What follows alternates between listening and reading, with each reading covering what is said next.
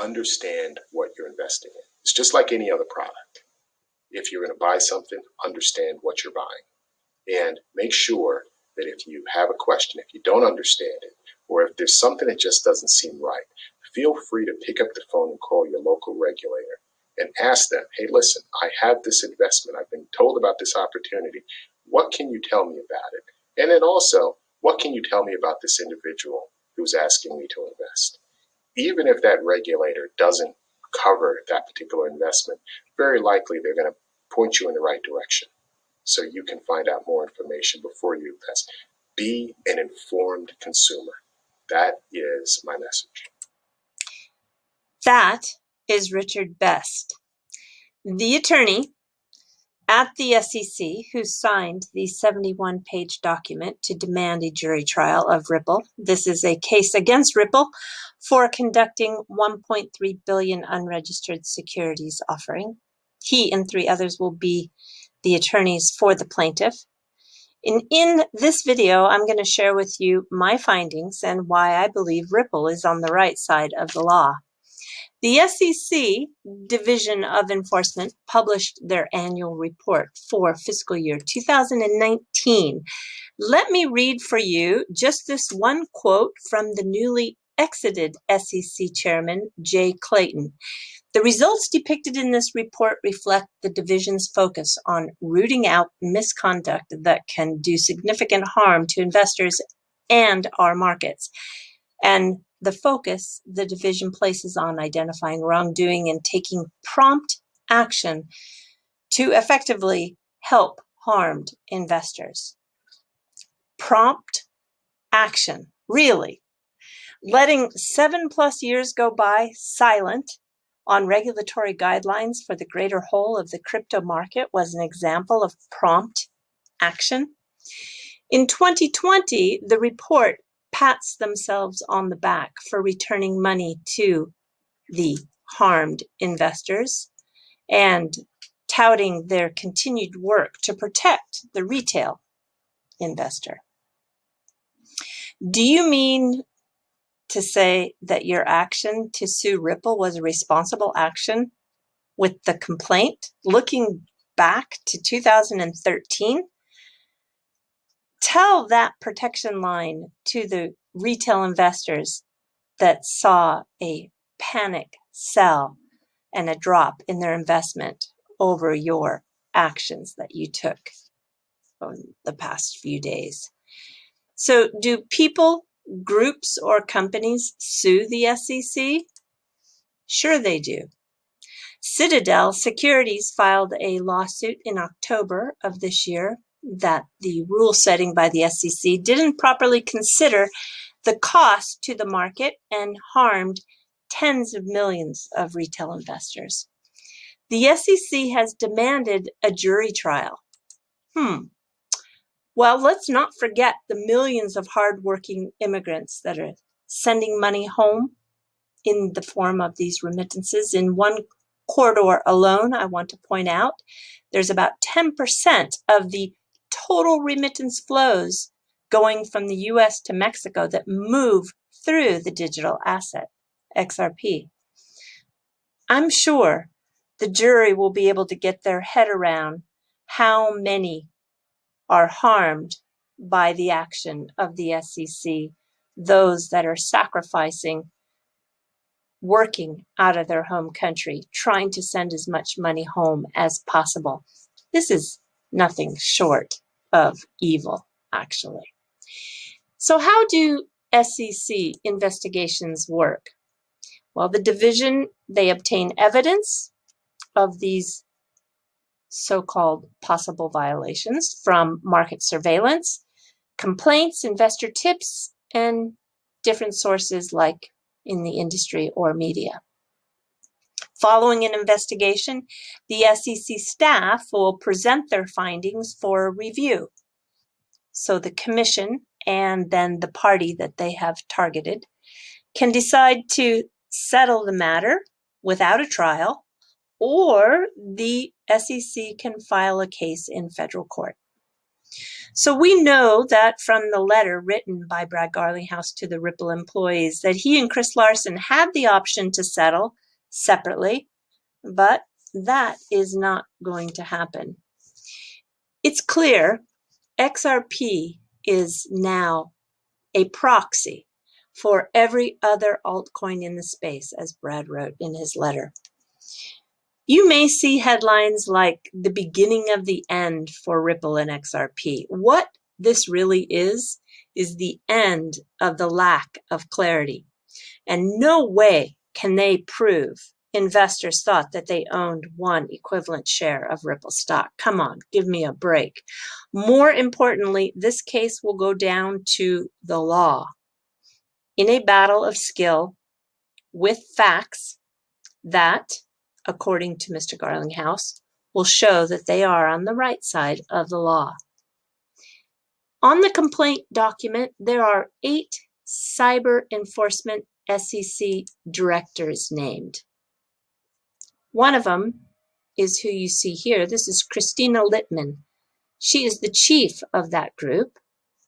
She served as a senior advisor to Jay Clayton relating to cryptocurrencies, and she's one of the 4 named as counsel on that 71-page document. She's been the crypto cop since December of last year. On the 4th of December, there was a video uploaded, and it is from October 28, 2020, when she was on a cryptocurrency regulation enforcement and litigation panel and discussed where she gloated about the Telegram and Kick case. Please listen to her talk about what drives their analysis and what model they are pursuing in the cryptocurrency space. One thing I'll note is that when we're looking at digital assets and we're considering whether something is an investment contract and a security under the Howey test, that we really look at the substance of the transaction or the offering. That's what drives our analysis. We're not kind of looking at what the name or the labeling that's on the offering. We really are looking at the underlying substance to try to get at whether we think that there's an investment contract present. So what do you think are some of the most critical cases, most important cases that you've had, that you've brought? Well, I alluded to the litigation, and I'll talk a little more in depth about those in a minute, and I think they tend to get a lot of the press in this space. But I want to point out too that we have a lot of settlements that are in standalone Section 5 cases that provide a really nice balance, and I think are notable for that reason. They allow the companies to continue their entrepreneurial efforts and their innovation while also giving investors the necessary disclosures through registering the token. So this is what we call kind of colloquially the Airfox Paragon model, and those were the cases that debuted this model, but quite a few respondents have settled to that model since then.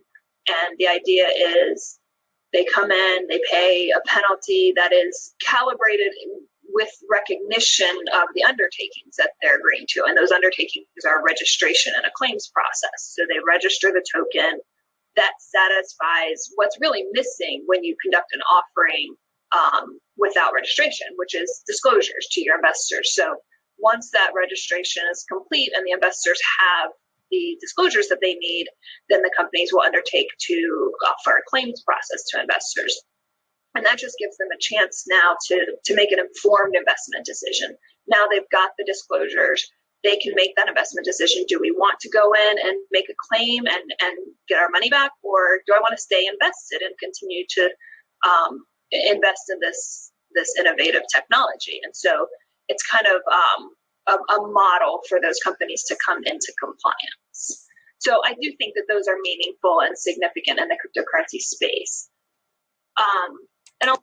So I'm going to put a link to this in the description below. The gentleman on the far left here, he's actually the attorney that represented Kick in that case, and boy, does he really give her his feelings on how their lack of guidance is really been horrible. So Stuart Alderati, he's the general counsel at Ripple, and he said, yeah, it's easy to play amateur Twitter lawyer. Wait till you see the real pros in action. Michael Kellogg has argued 14 cases in the Supreme Court, especially this Liu versus SEC, and hundreds of more in the Court of Appeals nationwide. And also check out Andrew Seresny. He is on this team. And I did take a look at Andrew, and boy, they are lucky to have him because he was a director of the Securities and Exchange Commission back in 2014. He's an experienced trial lawyer. Ripple brought him on back in June 2018. He's very familiar with the circumstances, and he has made comment that this case bears no resemblance to the initial coin offering cases. Absolutely, he's correct, and that it stretches the Howey standard beyond recognition.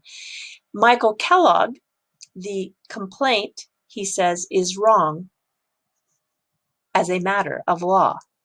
The DOJ, the Department of Justice, and the Treasury Department's FinCen have already determined XRP is a currency. This isn't the first time the SEC has tried to go beyond its statutory authority, and the courts have corrected it before, and they will do so again. Brad Garlinghouse tweeted out today that thus far, the world has heard the SEC's version of reality. The legal process will unfold from here, and the world will have a much more robust and complete picture of the facts soon. So the SEC loudly trumpets the cases it wins, but it hits the mute button when it loses.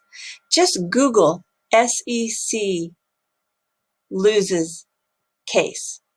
Pages and pages of cases lost appear. And within the decade, 4 that went to the Supreme Court, they lost 3. Not a very impressive run for this government agency, who has lost its way, really repurposing itself as a quasi-criminal prosecutor under Clayton. It's widely known that they often lost because of misinterpretation and mischaracterization. Most of the cases are settled, so the record of winning in court is dismal. The SEC has clearly failed to guide and protect. In light of what's transpired, everyone will have to make their own decision, of course, whether you continue to hold or you decide to still cost average in. The media, Twitter, and people who love to troll are going to have a field day. It's not going to be easy. And if I was to give you any advice, it would be don't feed the trolls. The silent treatment is more painful for them. Just stay focused on the facts and be careful not to get pulled into some of these crazy theories that are starting to pop up as to why this is happening. This is really a division within our government who is out of touch. The only person in this agency, in my opinion, that has any sense of what's going on is Hester Peirce. And she is quoted here as saying that if you are raising money for a company, sure, that's a security. But if you are just selling something to be used in a functioning network, doesn't look like a security to me. All right, everybody. Yes, stay strong. I'm going to jump to just a tiny bit of fluff. It's Christmas Eve. No, it's Christmas Day. I don't even know what it is. It's Christmas. It's the evening of Christmas Day here in Japan. And I just wanted to share with you something that you do see when you come to Japan, and this is called go shiki. This is a goshiki maku, which is a 5-color curtain. But these 5 colors actually appear in all sorts of things, from packaging of food to products, and it is very colorful. And the concept comes from a Buddhist philosophy that represents the 5 senses: sound, smell, taste, touch, and your sight or visual. And green is associated with water, which is to dispel misfortune. Yellow is associated with earth, which has a calming effect. Red is fire for energy. The white is the clouds of protection. And purple is the sky for healing. And here in Tokyo, we have the Tokyo Tower that is lit in these 5 goshiki colors this time of year for the celebration of the coming new year and the holidays. So I think it looks quite beautiful. And I wish you all really safety and good health through these times that are going to be getting rougher and tougher going forward. All right, everybody, do take care. Sayonara for now. Bye-bye.